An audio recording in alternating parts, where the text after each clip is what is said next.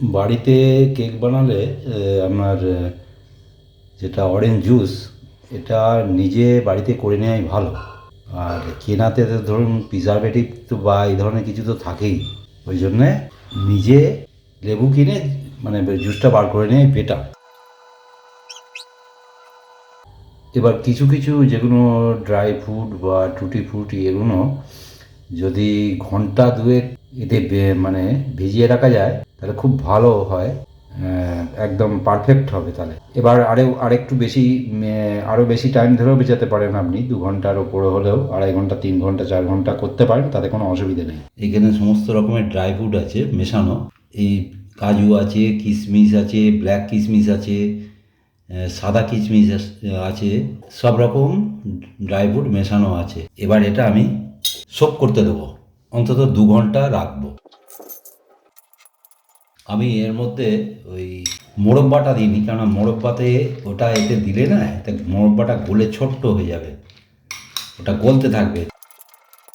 আর সবই এইগুলো যা দেবেন সমস্ত রুম টেম্পারেচার, মানে ফ্রিজ থেকে বার করেই দেবেন না, রুম টেম্পারেচারে থাকার পর এগুলো মেশাবেন। 1 কাপ চিনি দিয়ে দিলাম, ক্যারামেলটা তৈরি করে নেবো।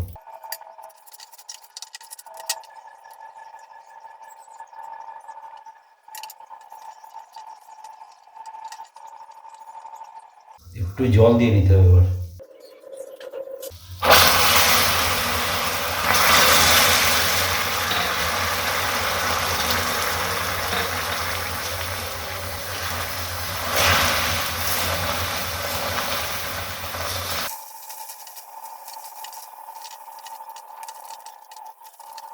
ব্যাস, নামিয়ে নেবো। বাটারটা আমি একটুখানি গরম করে নেবো, যেহেতু এটা ফ্রিজে রাখা ছিল, রুম টেম্পারেচারে এটাকে আনতে হবে।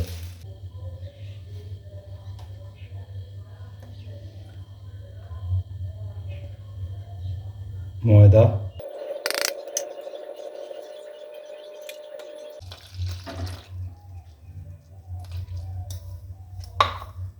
লিকুইড দুধ,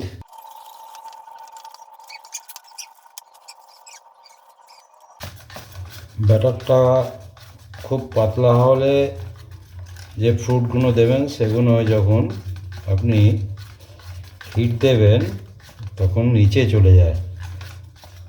খুব পাতলাও ভালো নয়, বা মোটাও খুব ভালো নয়।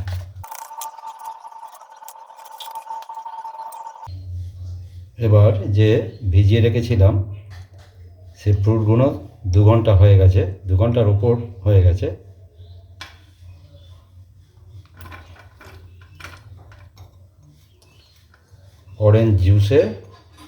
অরেঞ্জ জুসটা পুরোপুরি সোপ করে নিয়েছে।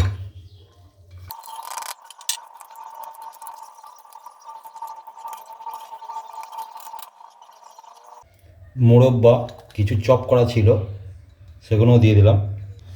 আর অরেঞ্জের খোসাটা ওটা কিছু ব্রাশ করে নিয়েছিলাম আগে, ওটা দিলে ভালো টেস্ট হয়।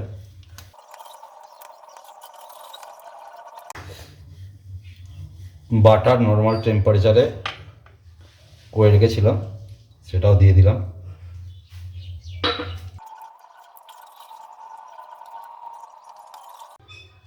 বেকিং পাউডার 1 চামচ, বেকিং সোডা 1/2 চামচ, সামান্য একটু ভিনিগার, ভ্যানিলা এসেন্স 1 চামচ। ভ্যানিলা এসেন্সের জন্যে ভালো সুন্দর একটা গন্ধ হবে। এইভাবে ব্যাটারটা যদি করা যায় কেক খুব টেস্টি হবে, ভালো। অয়েল দিয়ে ব্রাশ করে নিয়েছি।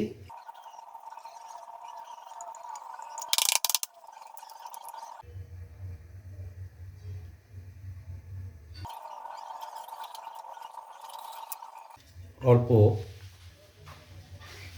টুটি ফুটি ছড়িয়ে দিলাম।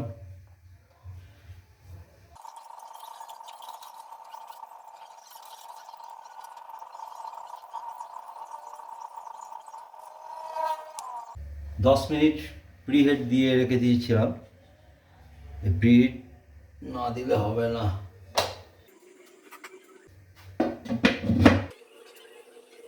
পাক্কা 30 মিনিট বাদে নামাবো। নামিয়ে ফেললাম।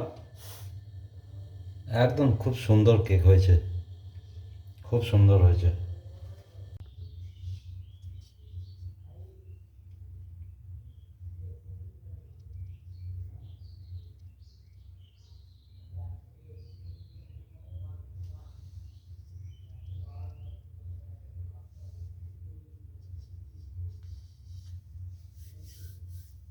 Cake complete.